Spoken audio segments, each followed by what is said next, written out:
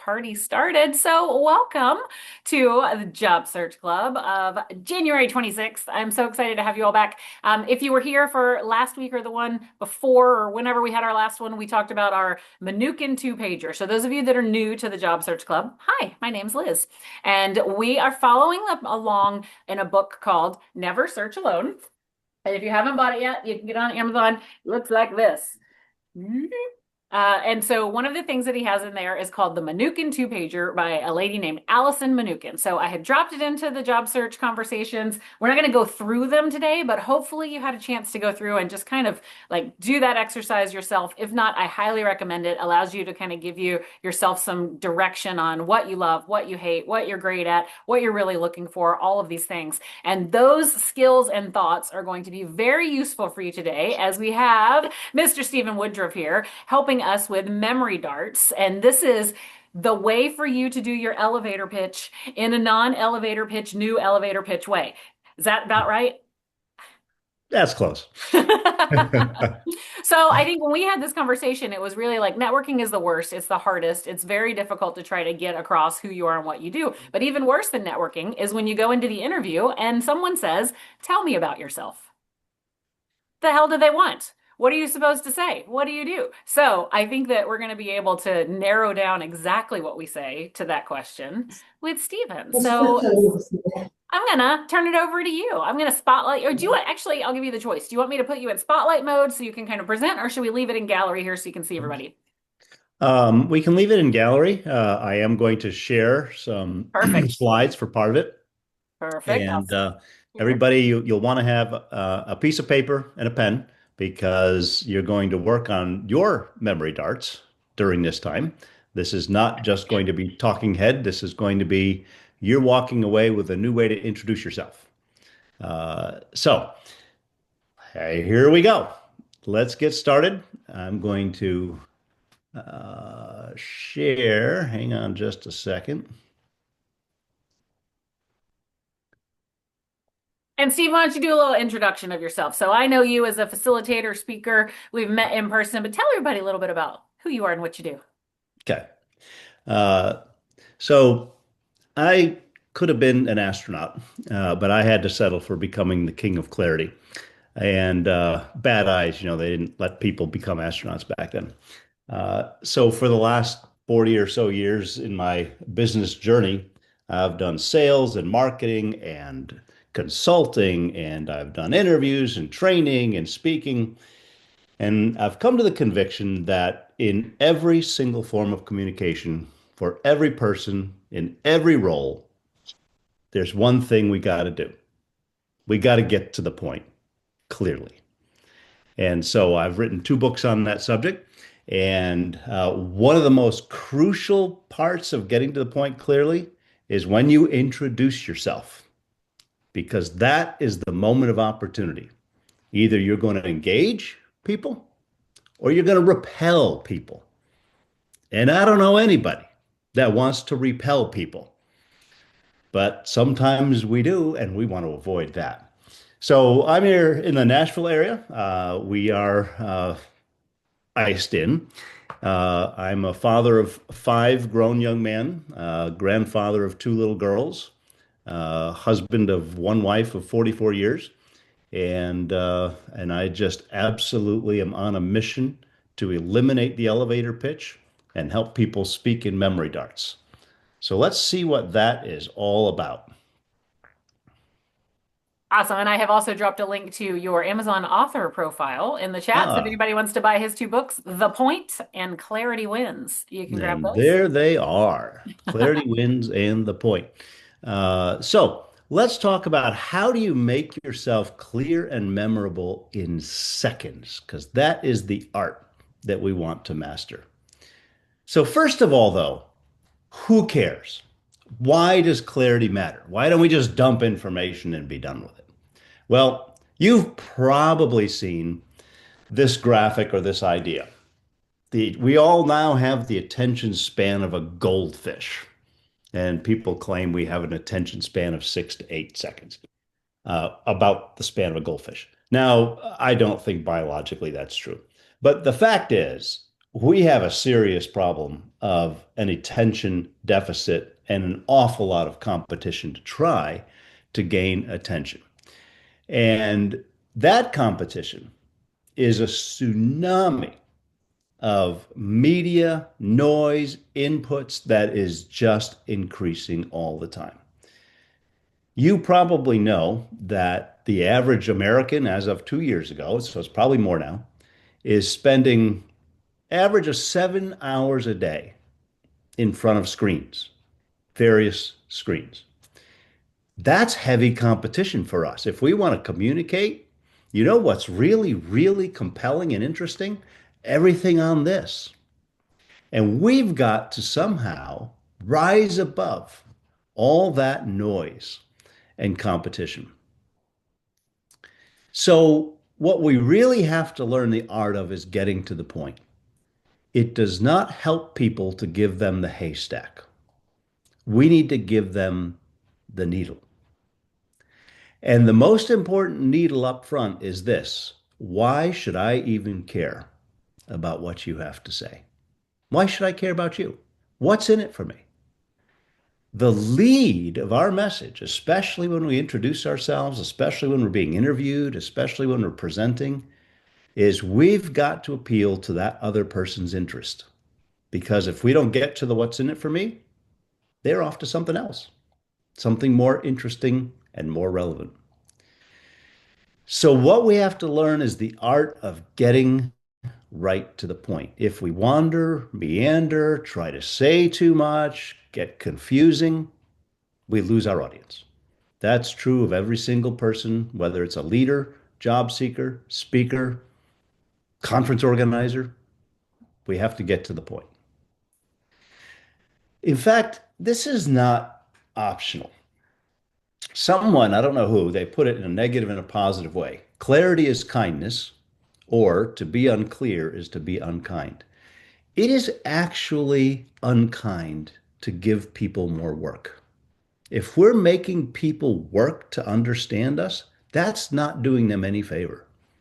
We want to make it as easy as possible for people to grasp what we're saying. Now, here's the fact that's really fascinating. Your customer and mine is the human brain, and it has a certain operating system. And that brain is processing 11 million bits of information every second from all five senses. Think about that competition. Your mind is doing this.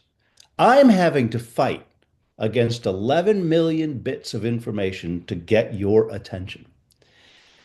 And there is this wonderful biological marvel called the reticular activating system in the brain that causes us to focus on the thing that's most relevant, most interesting, most needful right now for me. So if we want to win our customer, we've got to appeal to the reticular activating system's interests. We've got to be the most important thing to focus on. So if I stand up in front of you or sit in front of you and I just go, blah, blah, blah, blah, blah, blah, blah. We leverage technology solutions to help marketing, blah, blah, blah, blah, blah. You're gone. That's not going anywhere. So we can't be like that. In fact, we have anywhere from 10 to 60 seconds to secure attention.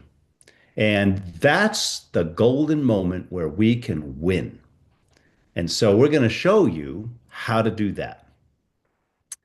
We live in a scroll and swipe society, and we want our message to be the one that gains attention.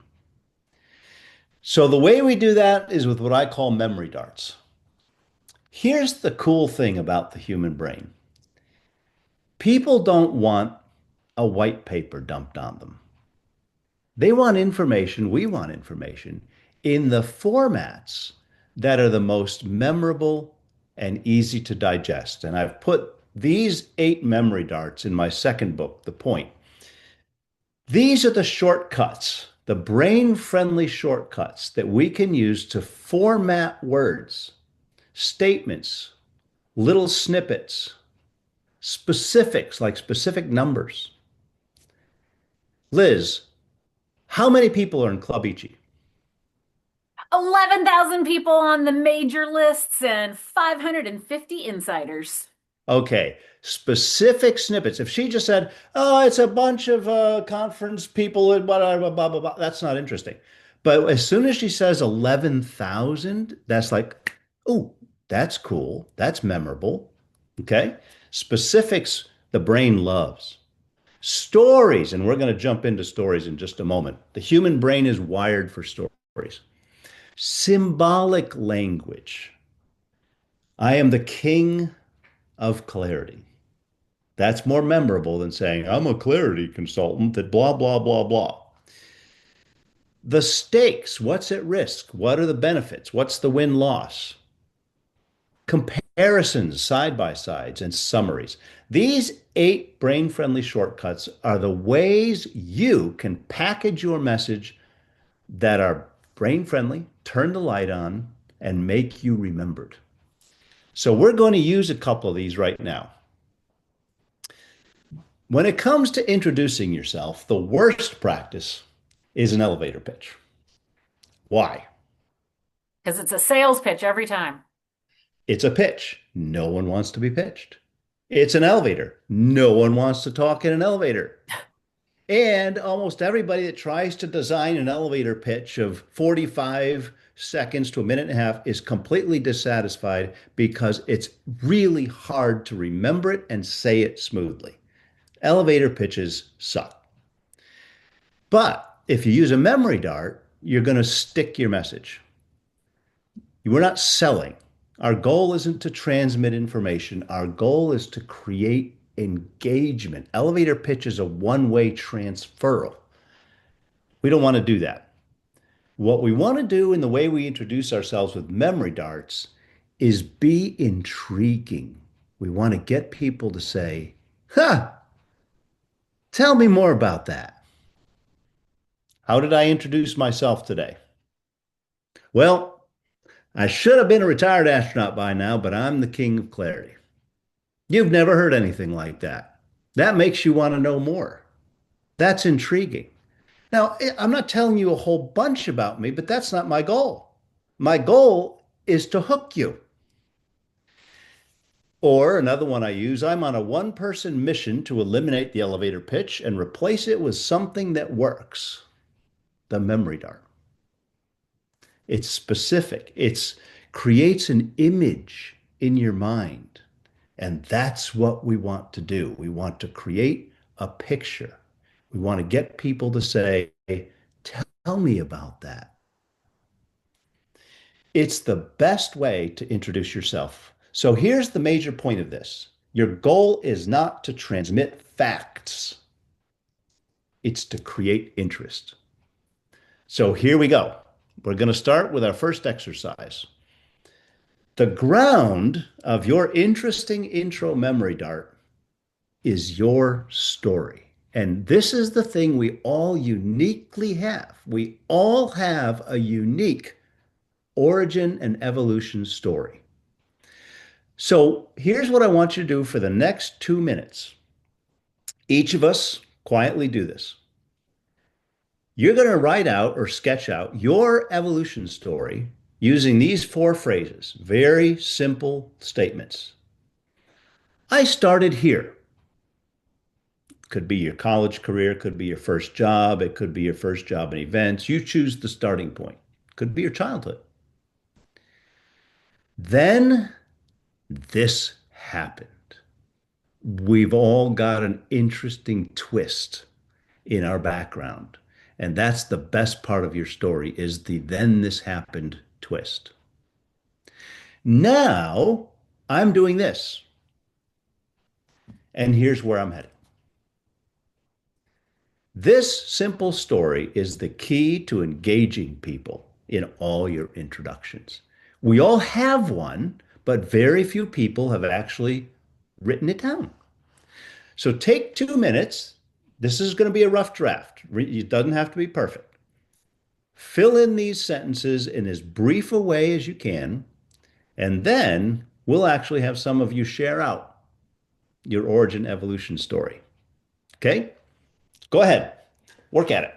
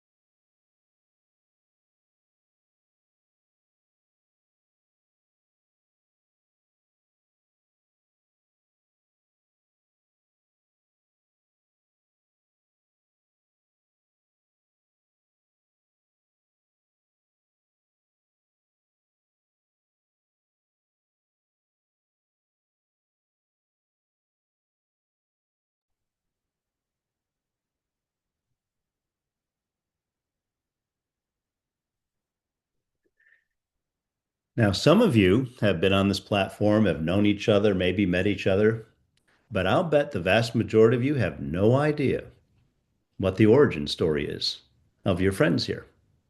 So let's get to know you. Kelly Williams, what's your story? You have only 60 seconds or less.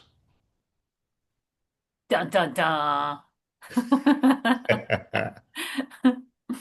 Hang on, let's get you off mute, Kelly. It didn't take. There we Apologies.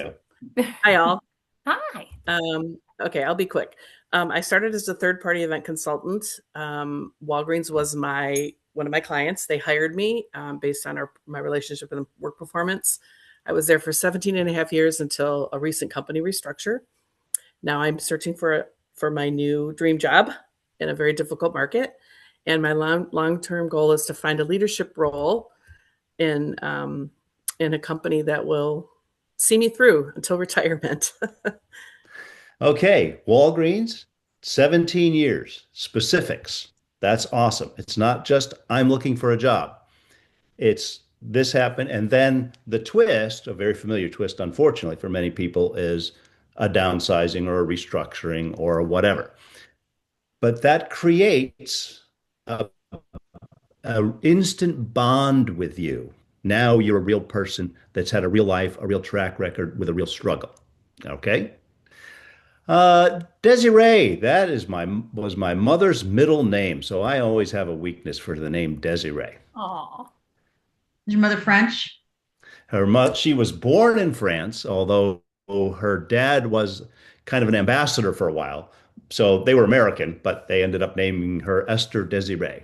Ah, well, it's a good name. All right, I'll take a stab at this. I spent the earliest part of my career at the Clorox company working in operations and CPG type roles, but I was a volunteer for a networking organization called Next Up. Hmm. And I was very fortunate to convert that into my full-time job. It was my dream job, scaling volunteers and regional events and national events for a really great cause, I think, advancing women in the workplace. Um, the now I'm doing this part came when a layoff came, and I've done a little bit of work in between, But I most recently worked for Meta as a project manager, Hmm. managing high touch executive programs. So blending the two, or and all the other experience that I have, I would love to build basically an operational backbone for events and programs for leaders, for anybody who wants to be in, leadership development type work. That's it's kind of where I'm trying to blend the two. Okay, To so take Desiree, that under 60 you minutes. used a magic word in there that was perfect. Created a picture. Anybody pick it up? What was the magic word she used? An operations Backbone. backbone. Boom. Creates an image, creates a picture. You're not just another planning somebody, you're someone that does all this back end operations stuff. That's the kind of magic wording you want to use. Mark L., what's your story? Alrighty. I spent 18 years helping the mobility engineering industry create safer planes, trains, and automobiles through technical conferences. Due to a series of executive changeovers, I was part of a reduction in force. And now I'm working part-time at Home Depot helping clients solve problems while trying to find a full-time career. And my long-term goal is financial stability. Okay. All right. So the opening part of that was fabulous with the planes and the trains and the automobiles and that kind of language. That's very memorable language. And that's what you want to do because that makes you stand out compared to, anyone else. So that's great. Charlene, let's give you a shot. Hello, I'm Charlene Yi, and I started my career in Silicon Valley building um, thought leadership programs and ecosystems for large and small tech companies. I moved back to the DC area about 7 years ago to be closer to my aging parents. And I built, the first few years, I built two events and field marketing programs for cybersecurity startups. And the last few years, I've been doing consulting work as my parents need more care. Um, Unfortunately, one of them passed away a month ago, so now I'm available for full-time work, and I'm looking to join a startup in AI or health tech, building con event-based content marketing programs. Okay. I'm very sorry, and I'm sure we all are, to hear the trial you've been through. And that's really rough. The story itself, the story arc is very appealing, very engaging, and you use the word build, and build is a really good word. If you're a builder, that's something you want to highlight because some companies just want someone to fill a slot. Others really need builders. One guy I dealt with about 15 years ago, I was having lunch with, and I said, Jason, you are an infrastructure builder. You're not just a trainer. You build systems, teams, whatever. Arriving at that keyword was life changing for him. Changed the whole arc of his direction because he now knew who he was. And we're going to come back to that point in just a little bit about arriving at your superpower. But I can't help underscoring it when I hear someone hint at their superpower. So when I tell my story, I often tell people, I was eliminated from the astronaut program before I could even start because my eyes were bad. So then I determined I was going to be an astronomer. So I went to Vanderbilt University with an astronomy to go to astronomy. And then in my freshman year, I hit calculus and physics. And that was the end of that dream.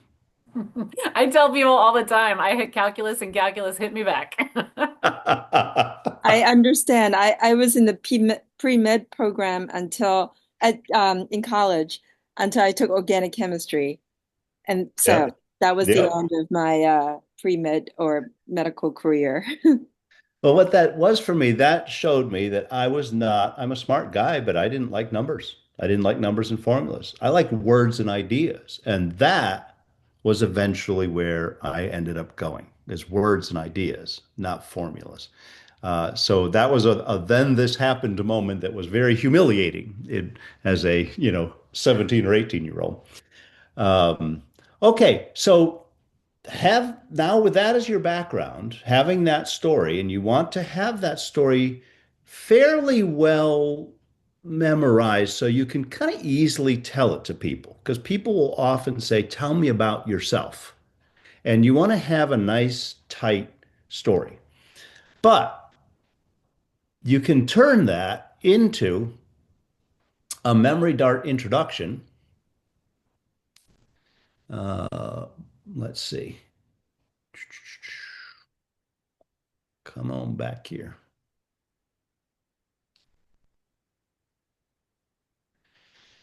Because here's what you want to do for your intro memory dart.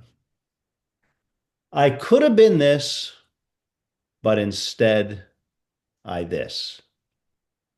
Now, this doesn't have to be exactly drawn from your origin story. It might be, but it may be that you wanted to be a ballet dancer. It may be you were going to be an Olympic hammer thrower. It may be something, but something we all have somewhere in our background a dream, a possibility, an aspiration that we could have, should have, would have been, but instead I'm now the director of events for so and so.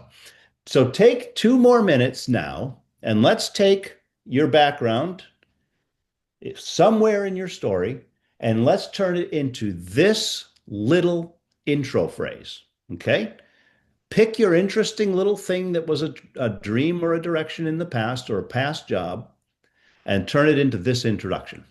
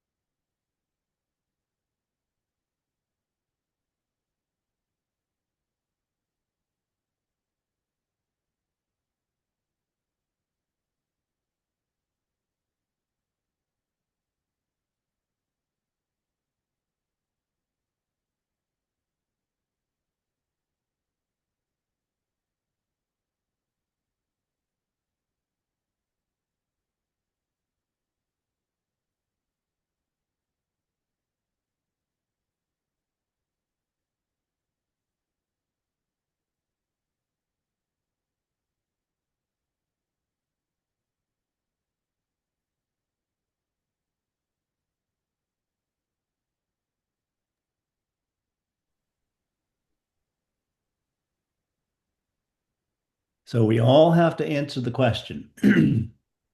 Steve, what do you do? Liz, what do you do? This is the unexpected and interesting way to answer this question. All right. Uh, Susan Cross, let's pick on you. What is your opening memory dart using this format? Okay. I could have been a Fortune 500 PR professional, but I now connect people through events and obsess over lanyards, room sets, and networking strategies. That's perfect. I love that. Contrast. Why did you do that? Why didn't you do that? What? And then the obsession over lanyards, the little detail. That's perfect. Awesome way to introduce yourself. You get an A plus. Thank you. Is it Janik or Janice? It's Janice. Okay, let's go. What is it? I struggle with this, to be honest with you, because I've never worked for anybody, but I began with privilege. And what I do today, that's 4 years long, is I use that privilege to bring or to build brave spaces to amplify the conversation on mental health. Okay. So that's where I'm at. When you were young, elementary school, middle school, high school, was there some dream you had? Yeah, to be independent, to always own my own businesses, which I did. I had two and I sold two. And Really? I've Oh, now that. 36 years behind Huh. um, of experience. Yeah. Okay. And so are you still working for yourself or are you employed by someone else? No, I run a community. It's part of Club Ichi. It's called Event Minds Matter. And when I sold my last business, I sat back and decided that this is what I wanted to do for the rest of my life. Hmm. Okay. So you've got some interesting twists there. So Yes. you early on, you decided you were going to own your own business. You ran a couple of them, and now you're building a community. And that's a very interesting story. And so you could really run with that one. That's cool. Oh, let's see. Crystal, you're up. Still working on it. I could have been an ER doc, but instead I travel the globe and design the vision and deliver it in events. Nice, nice. Because they gotta ask you the question. Why didn't you want to be in it? Why did you, why? And that's the point. You don't want to explain a thousand things. You just want to say one thing that draws people in. All right, I see Alexis. What do we got, Alexis? I could have, of course, my phone's ringing, and right now, I could have been a baker because I love doing things that are hard, and chocolate is very hard to do. Uh, but I found that I couldn't stop creating and promoting events. So now I create clear, actionable strategies for event marketing campaigns and push people to create something out of nothing. Ooh, that's cool. All right. I like that. And the chocolate angle makes you unforgettable. I have a daughter-in-law who's a baker, or she would love to be a full-time baker. And so she will work something to try to make it right. And now you take that discipline and you make events right. That's cool. Health insurance on top of it. All right. So this is really a very different way of introducing yourself. Most times people view it as an information transfer. This is not an information transfer. This is drawing people into your story as soon as possible, because that is what's most interesting about you. All right, now here's a bonus one for you. This isn't your story. If you want to be a great networker, you want to practice what I call story asking. Okay? We've just been doing storytelling. Story asking is getting other people to tell their story. And there's only one question you need to be a great networking story asker. Here it is. Liz, I'll bet when you graduated high school, you didn't have Club Ichi in your future plans on your yearbook. How did you get from there to here? And then just sit back and shut up, because everybody wants to tell their story and very few people ask for their story. Mm.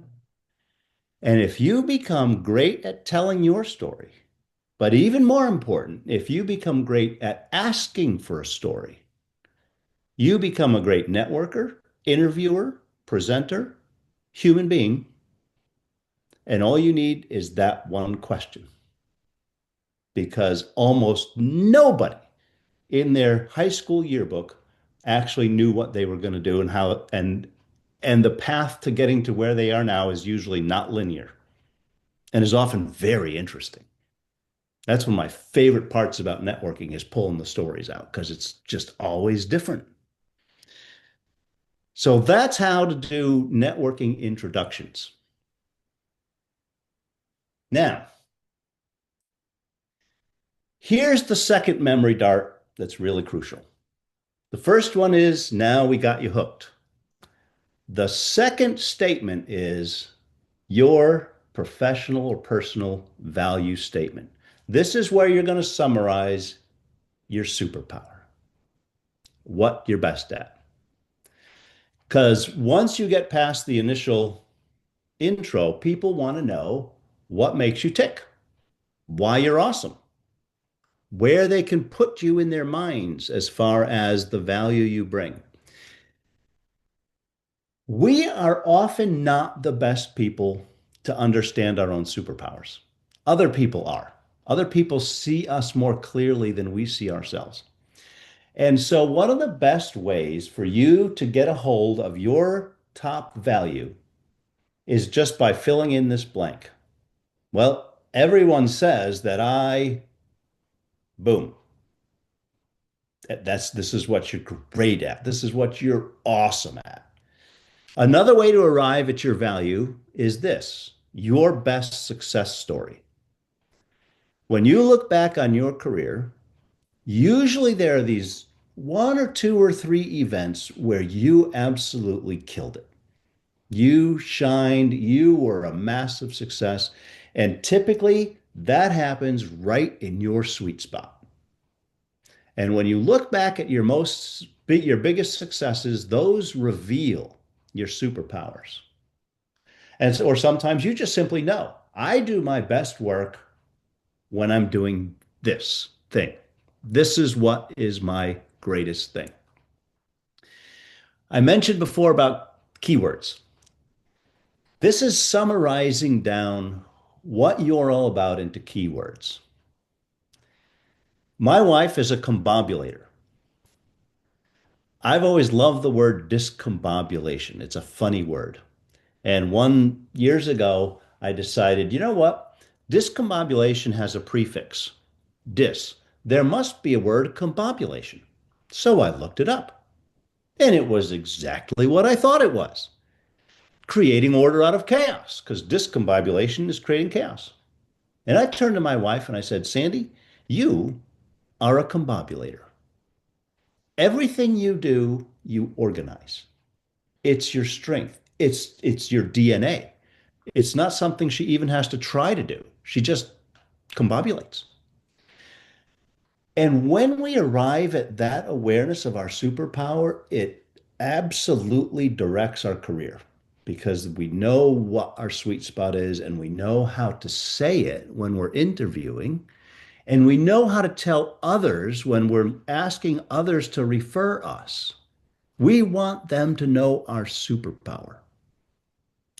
So here's your last 2-minute exercise. Look at these phrases, pick whichever one works for you, and fill in the blank. What does everybody say about you? Or you can tell us your greatest success story. Or you can just state, this is when I do my best work, when this is going on. All right. So again, we're in rough draft mode. This doesn't have to be perfect, but try to arrive at your core value because this is going to be the thing you want to get across and stick in people's memories. All right. Take a couple minutes. And as Liz says in the comments, this is by far the hardest of the memory darts. It is. It's the most challenging. It is absolutely powerful, though, because you've got to know your superpower so you can tell others and so you can make the best decisions about the jobs you take and the opportunities you pursue. All right, go to it.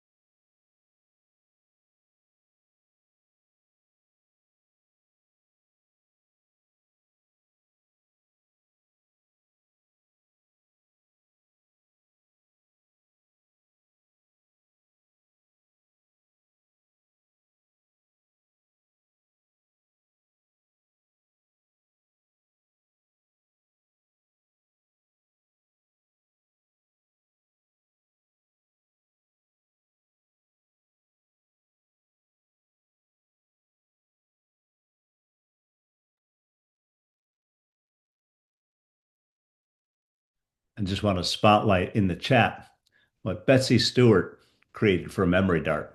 Betsy says, I wanted to be a pop star or an artist, but I can't draw and I can't sing.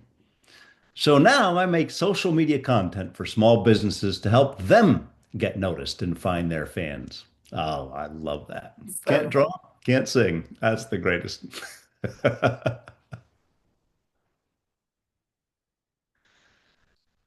All right, this time you can raise your hand. I won't pick you. And then you can tell us about your superpower.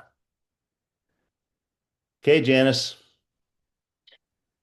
3 years ago, I wanted to create a strategy around being human because I could see that with AI and what have you, things were changing quickly. So I decided to make a sign and I went to a conference and I asked them to print my badge without my name, but with hello, my name is human. They didn't want to do that at first, but I begged them and pleaded. And as I went around the conference floor, people started to say, oh, what do you mean, hello, my name is human? And I said, well, what does it mean to you? And I got all kinds of really interesting answers. Huh. And I began to speak. And when I spoke, I played the song from Adele that's called Hello. And I would go into the reason why humanity really is important. And there is no better way right now with what's going on in our world. I think I was early for the time that we really are needing this now. But it was a strategy and it worked, and I'm going to bring it back. So you inject humanity into an increasingly tech-driven environment, Yes. to put it in memory dart fashion. But that Hmm. story provides the perfect illustration of it. Love it. Hmm. Thank you. Yep. Blair, did you have your hand up? Go to it, Blair. Sorry. So I thrive in areas where colleagues, prospects, clients say no, or they can't see what the opportunities are. And it started early in my career. I worked for a company called Lycos before there was another search engine, and moved out to San Francisco and was driving down the highway, saw eBay, AutoWeb, Preview Travel, and people were like, no one's going to have no one's gonna put money on for online auctions. They're not gonna, give up their travel agent. And I proved them wrong. And I, brought in over $100 million just spending time with clients and explaining why it could be a yes, as well as people internally. So love to turn those around. that's awesome. So you have a superpower of trend recognition. You were able to see where this was going when other people couldn't see it, to the tune of $100 million. And that's a superpower. Not everybody can see trends, but it's a wonderful attribute to have. Not every company wants somebody that can do that, but some companies absolutely need that. Okay, who else? Who wants to give us your superpower? Joanne. Up, audio.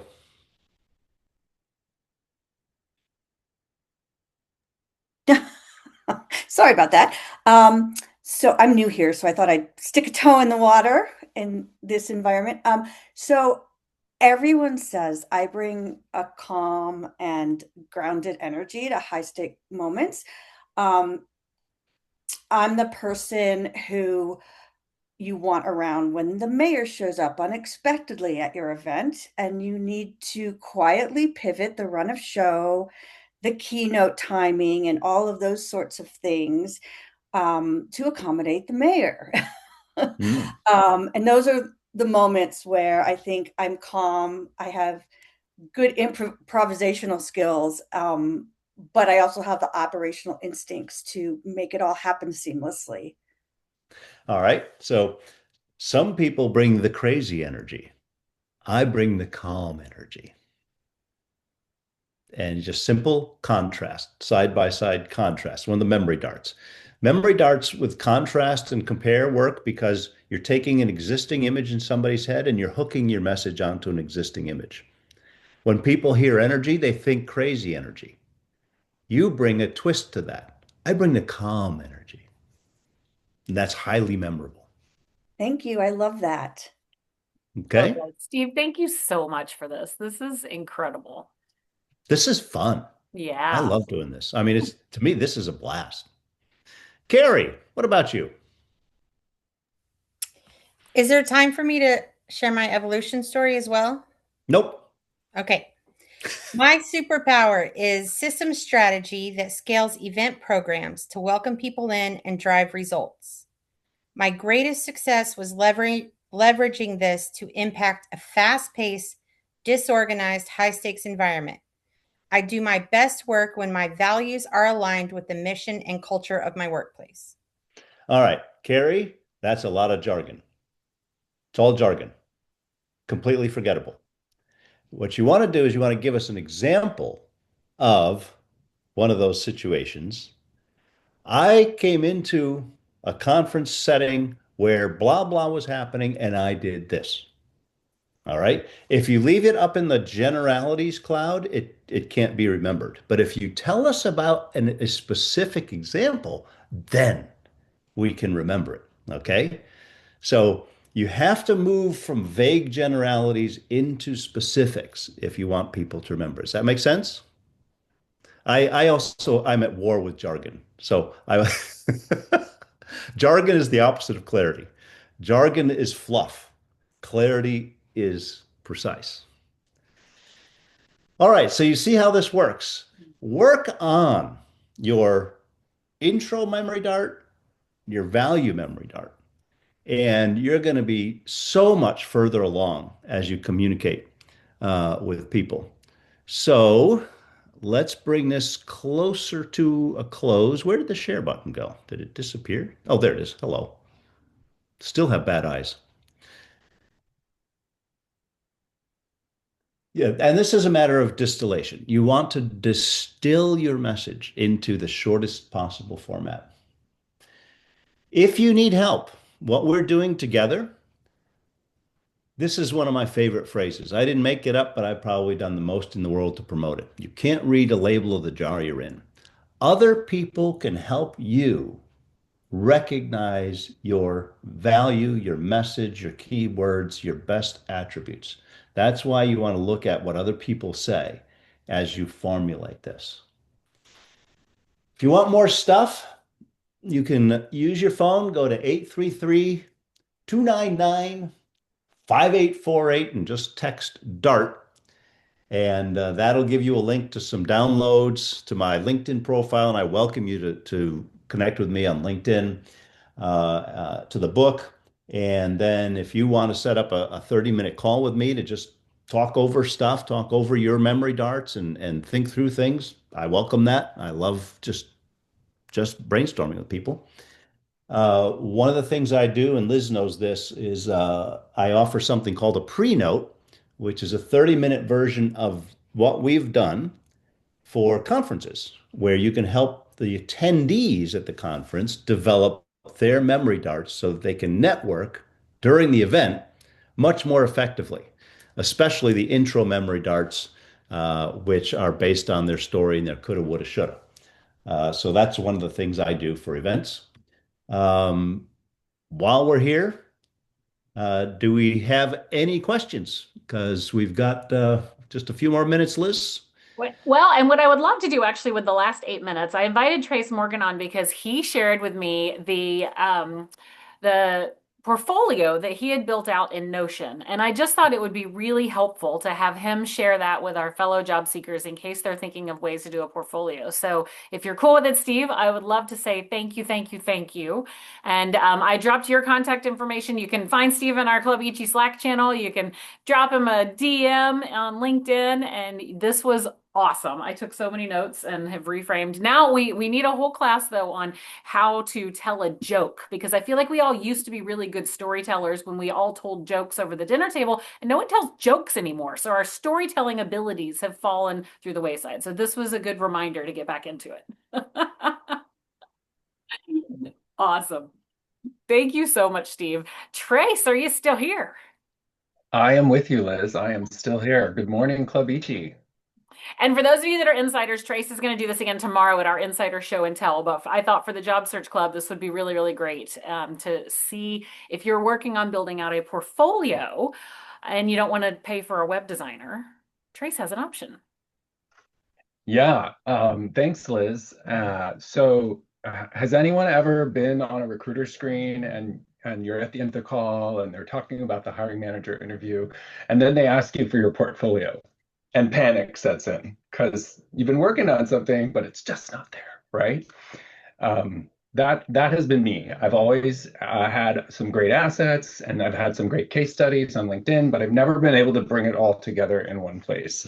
The other thing is that, as you all know, job searching can be expensive. There's a lot of tricks and tools and toys that people want you to pay monthly for, and so I think the key thing here for me was I wanted to find something that was going to be low cost or free and that I could prop up easily. So what I did was I did some just-in-time research. I used GPT, a couple different GPT engines to just figure out what are the best low cost or free ways to do a portfolio.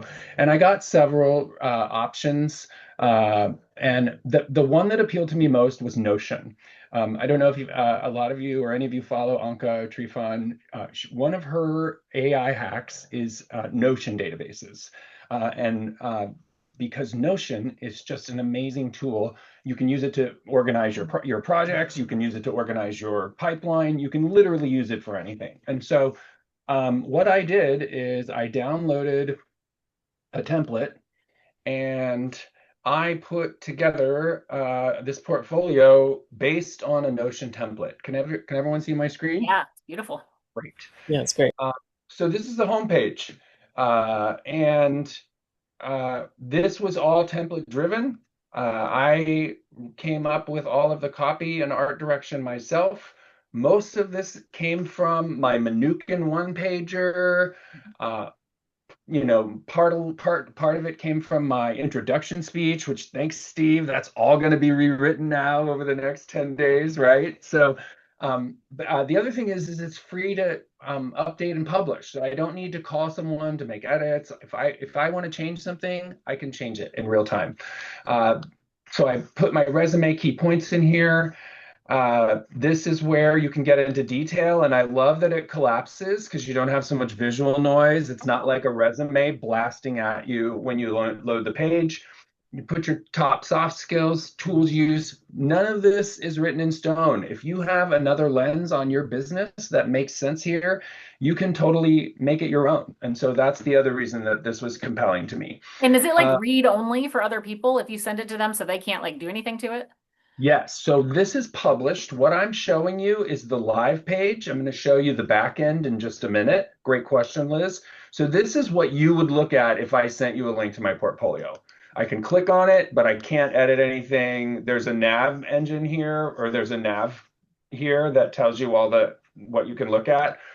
So it's all indexed in Notion. It's published in Notion. This is a live web page. It's not editable. The other thing I did is I took this from a queue I may have borrowed this from another template, I can't recall, but I thought that it was important to share. My story, like so many of y'all's probably, is, there's been different chapters and I've done different things, and it's hard to get a narrative that encompasses all that you've done. And so the portfolio is not always your first play, but it does come into, becomes very strategic early in the process for me now that I have one. So this is the case study section. This is my favorite part. This is what I wanted to be able to show. I wanted to be able to show people the work I've done, that it's across multiple industries, but that it does all make sense together, and that it tells a story of growth and variety, but also discovery and learning. And so if you go into the case study, this template, this is a template for a case study that I hacked. It was a little more data driven and with like PDF attachments, and I turned all of those into images and videos. And so let me see here. This was linked from LinkedIn. It didn't preload because I probably didn't refresh the page, but you can link to video on LinkedIn. You can link to video on YouTube ad infinitum. And so let me just jump over. The other thing I want to point out is that if you use a trackable link manager like Bitly, you can actually see who's looking at your portfolio. So it takes a lot of the guesswork out of, oh, I sent this portfolio to hiring manager at company X, and I have no idea if anyont's looked at it from company Wow, X. it gives you analytics on that. Yeah, Bitly does it with no, Bitly does it with a Bitly link, and you have to pay for the Bitly service. But there are other ways that you can do it. And I've started sharing my resume through Dropbox with a plugin called DocSend, and that creates a shareable link. And I create custom links. So if I send my resume to Liz, Liz can open it. This wouldn't work for Liz because she's what I call a super sharer, right? She shares my resume with everybody. But if I want to share it with a recruiter or a hiring manager that just for 6 weeks, I can put an expiration date. So let me jump over to LinkedIn. Well, we're out of time, Liz. This is probably a If good anyone can hang on, keep going. And then just so you guys know, so he will be on the Insider Show until tomorrow. So I'm going to record that and I'll edit the part where he goes through all this tomorrow too and share it back with the job seeker group. cool. Thanks, Liz. So can everyone see this new window of the marketing portfolio with my Notion bar? Yes. Or am I only showing? Okay, great. So this is the Notion page. Notion accounts are free. Everything I'm showing you, I built with a free account. So the web publishing is free. They are not charging me for this. There are size limits on your uploads. You cannot upload anything larger than 5 megs. So I have to do a lot of importing to iPhoto and then exporting back so I can shrink file sizes because I have some creative chops, but I'm not a photo editor, and I'm trying to do this as fast as I can, right? Because I got other things to do and I got pipeline to follow up on, right? Like you all do. So if you go in here, this is the editable page, and you can see here, Liz, it says this page is live on trace-morgan.notion.site. That was the URL that I made up when I published.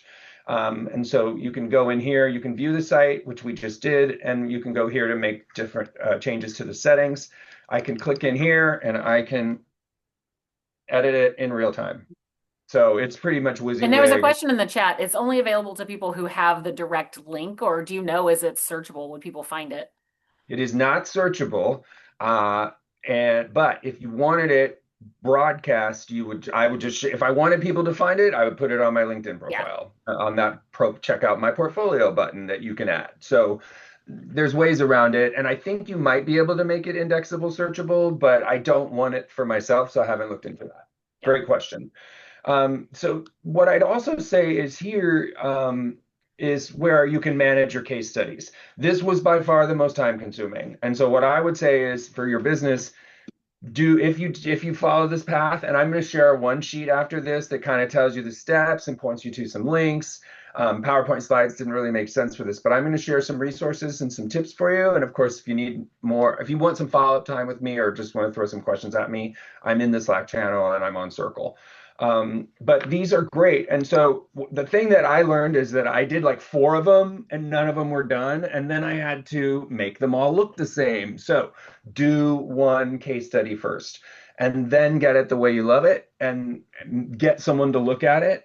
And then you can perfect that, get it polished exactly how you want it, because then you can clone it. That's the other thing I love about this tool is after the first 3 or 4, I even deleted one of the first 3 or 4 or 2 and then started cloning and then replacing images. And that was just the fastest way to get this all up and running in a real time. In real time. This is YouTube. YouTube plays nicer on the platform than LinkedIn. So this is an embedded video on YouTube that you're looking at. And then the other thing I would share, and let me go here, is the portfolio. This is a portfolio I used, and I thought it was great. and it had everything I needed for my business, but I did tweak some things. You can see I cloned this section here, made two of them. I wanted to say, here are the people I've worked, here are the brands that have trusted me. Here are the brands that I've collabed with. Just to be clear and transparent. You don't want to say you worked with ILM if you just built a Darth Vader experience at your event. It's kind of not, it's not the same. So you want to tell as accurate a story as you can, but like what Steve says, you want them to ask for more, right? You don't want to give them all the code. So I think the portfolio case studies, I love them because it says, what did I do? What did I learn? And I'll share the link and everyone can look at this. I should have shared the link in chat already. My bad, everyone. But I think it was super easy. I have the link to the portfolio template I used, as well as the full Notion template store. The thing about Notion is it's fully the template store. Most of the stuff is free in there. You do find people who give away free stuff, and then you can upgrade it, or but this is completely free. And I built a bunch of event tools on Notion as well as Airtable, just based on free templates. So can't say enough about that. Both of those tools have AI agents that you can license as well. If, sometimes I turn on AI for 3 months for a project and then I just turn it back off. It depends. I use a streaming approach to the tools I use sometimes, because sometimes you don't need, AI in your database after you're done building it. But sometimes you do. So let me show you the original. Sorry, where did it go? Here we go. So the original project case study, this could be for anyone. So I hacked the one that I have off of this. So if anyone decides to go down this path and you want a case study that looks more like mine, I'm happy to we'll have to link our accounts for, and I can share stuff, across. I can make a clone and share stuff with you. If that is helpful. So anyway, that's what I did. Also on mine, I love the music thing because I do custom. I'm sure a lot of you do this, but I do playlists for events. And so on mine, I linked some Spotify playlists at the bottom so that you can see what I played for it looks like my links are backwards. It's always a work in progress. I put links in for a welcome reception for people who've never met, and I put links in for a High West mountain bourbon tasting, but it was like modern, it's like, like weird 80s Western music. It's trippy, I had a DJ in that job, so I only had to curate a little. I only had to give art direction to the playlist. But that's a thing I've always done. So, it's authentic to me. And then, this is my focus flow. This is where the links are down here. I'm going to copy a clean link for everyone and pop it in the chat right now. And I'll stop there for questions or throw it back to Liz if she needs to cut me off. Looks good. Okay, I think you've answered the questions that I saw in here. There's a question from Kelly on the landing page, best portfolio templates. So it looks like if you could just check that one. I think that's the same one you showed. Yeah, and then the one that I used here, I pulled it out just so this is the one I used. It doesn't, the link doesn't seem especially unique, but I checked and it did bring it back. So there are a couple links, and I'm going to put together, I'll polish off the links. I got to proofread the links in the white paper today, but I'll have a white paper to share by tomorrow after the insiders. Amazing. Awesome. And then we can drop it into the Job Search Club conversations area in Circle so that it lives in there and people can find it. Totally.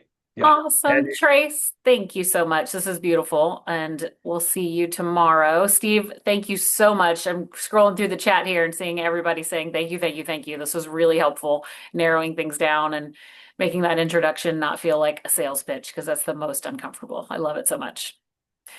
Great. Totally. Well, thank you all so much for joining and appreciate you staying on a little bit. We ran a little over, but that's so great because I've got it all recorded. And if anybody wants to come back and catch anything, you sure can. We will see you again at our next Job Search Club in 2 weeks.